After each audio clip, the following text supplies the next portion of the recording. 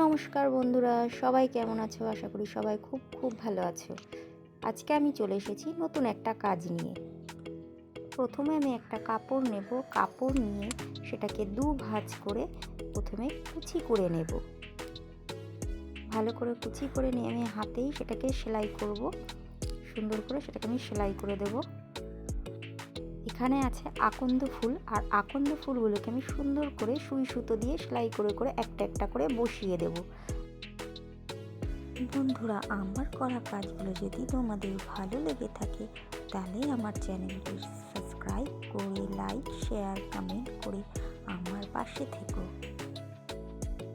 এইভাবে তোমরাও খুব অল্প সময়ে বানিয়ে ফেলতে পারো বাড়িতেই আকন্দ ফুল আর নীলকণ্ঠ ফুল দিয়ে ড্রেস। আমি আমার ছেলের জন্য এই সুন্দর একটা ড্রেস তৈরি করে তোমাদের দেখালাম। তোমরা বলো বাবুর এই ড্রেসটা তোমাদের কেমন লাগলো শিবরাত্রি স্পেশাল।